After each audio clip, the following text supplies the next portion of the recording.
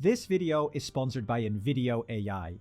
Imagine a European Union with 7 presidents, regular referendums where all citizens vote on new laws, and strong sovereignty for each member state. It sounds impossible, right? Well, it's not, because it's exactly how Switzerland operates. So what if the EU were more like Switzerland? Yeah, we know. The EU definitely isn't a country, but we're going to compare the two anyway. Why? Because Switzerland is kind of like a mini EU. Switzerland has 4 official languages and regions with distinct cultures, traditions, and identities, much like EU member states. It's also ranked as one of the world's most effective democracies, balancing unity and sovereignty through a federal structure. So let's dive in and imagine what a Swiss-style EU could look like, and why it might be the flexible, democratic future Europe needs. Switzerland is a federation, but what does that mean? In a federation, you've got a central government, sure, but the real power is spread out among smaller regions. In Switzerland's case, these regions are called cantons. Think of them like small states. And these cantons, well, they hold a lot of power.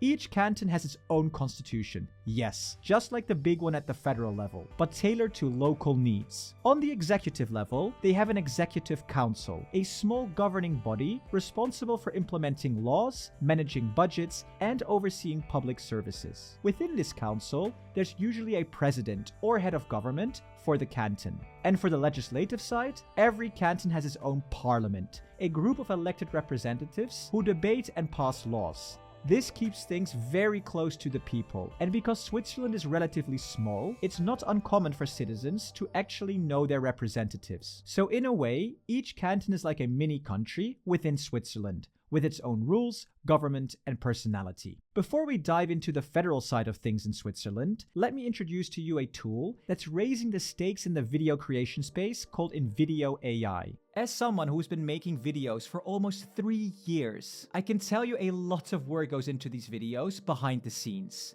Research, script writing, animation, creating thumbnails, the list goes on. But now, thanks to our amazing sponsor, NVIDIA AI, things are about to get super interesting.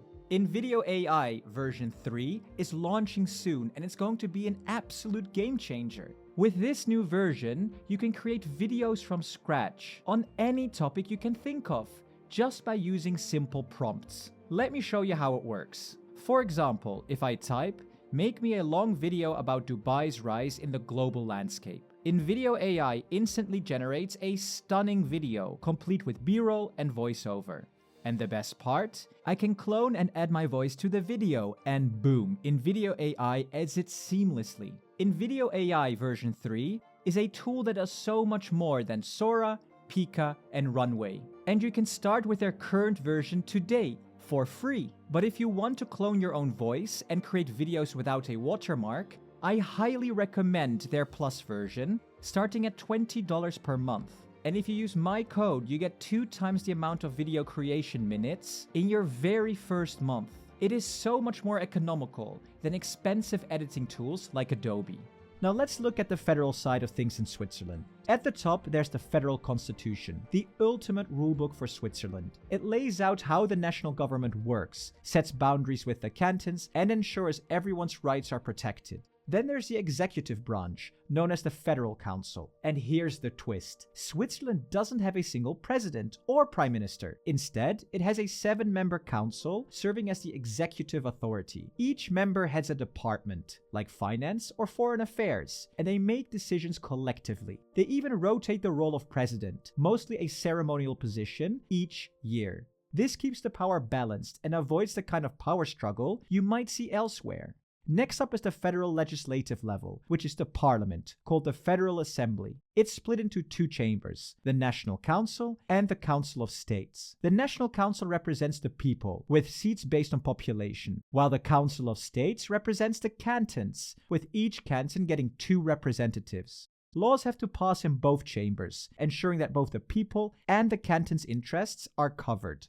Now, when going back to our overview, there's actually a 3rd level of government in Switzerland, the communes. But we won't dive into that today, as things would really get too detailed. So how is the power split? The federal government manages areas like foreign policy, national defense, and trade. Meanwhile, the cantons control things like education, healthcare, and local law enforcement. This balances power, letting the cantons stay independent while uniting everyone on the big stuff, like foreign policy. Now this is where the fun begins. Let's imagine an EU based on the Swiss federal model. We'll start with the legislative level, the federal parliament. Right now, the EU has two legislative bodies, the European Parliament, with 720 members, and the Council of the EU, made up of ministers from each member state. The parliament is actually the only EU body that's directly elected by the people. Council of the EU isn't. In our Swiss-style EU, this setup would look a bit different. The EU Parliament would be split into two chambers, just like in Switzerland. The first chamber would work like Switzerland's National Council, similar to today's European Parliament. This chamber represents EU citizens directly, with seats distributed based on population. So larger countries like Germany and France would have more seats, with smaller ones having fewer.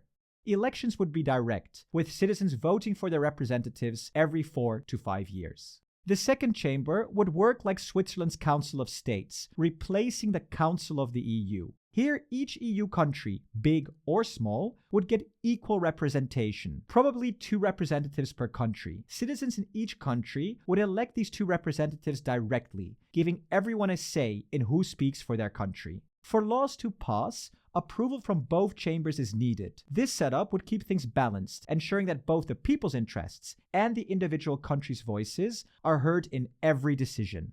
So that's our new EU legislative branch. But what about the executive and government? Right now, the EU has the European Commission, with 26 commissioners and 1 commission president. Plus, there's also the European Council president. But let's keep things simple for this video. In our Swiss-style EU, things would change dramatically. The Commission would shrink down from 27 to a 7-member council, with each member taking charge of a specific department, just like in Switzerland. So you'd have 1 commissioner for finance, 1 for foreign affairs, and maybe 1 for defense, and so on. Although, maybe giving von der Leyen defense wouldn't be the best idea, after her time as Germany's defense minister. And here's the twist. Interestingly, no one would be president for 5 whole years. Instead, the presidency would rotate each year. So maybe von der Leyen would kick things off, but she wouldn't stay in charge for long. She'd pass it over to the next commissioner. Also, currently EU leaders select a commission president without direct public input. In a Swiss-style EU, the European Parliament, elected by the people, would choose the 7 members of the Commission, making them directly accountable to both the Parliament and EU citizens. Now, this is how the EU would be structured federally. But what about the member states, or as they're called in Switzerland, the cantons? They'd still keep a lot of their sovereignty. Following the Swiss model, there would be a very clear divide in powers. The federal EU level would have control over foreign policy, defense, and climate change, ensuring a united front on major issues that require a coordinated approach. Meanwhile, member states would manage areas like education, healthcare, and local law enforcement. This means that individual countries could shape their own welfare system and social programs to fit their unique needs. Another really unique trait of the Swiss system is its strong emphasis on direct democracy. In Switzerland, referendums are a cornerstone of the political system, giving citizens a direct say in important decisions more often than in nearly any other country in the world. Mandatory referendums are required for major decisions, like constitutional amendments or joining international organizations, and need approval from both a majority of citizens and a majority of cantons. For other laws, citizens can initiate an optional referendum by gathering 50,000 signatures within 100 days, forcing a binding public vote. If this were prevalent in the EU, citizens could strike down unpopular laws, like the EU Pact for Asylum and Migration. There's also the Popular Initiative, allowing citizens to propose constitutional amendments by collecting 100,000 signatures within 18 months. This means EU citizens could request more or less power for the EU in areas like climate or defense. At EU Made Simple, we love the strong focus on direct democracy, as this could drive greater engagement and foster a real sense of belonging across the EU. We're also intrigued by the idea of having 7 commissioners elected by the parliament as a collective executive, just like Switzerland's Federal Council. But here's the question, do you like that model? Or would you prefer that EU citizens across the bloc elect a Commission president directly instead?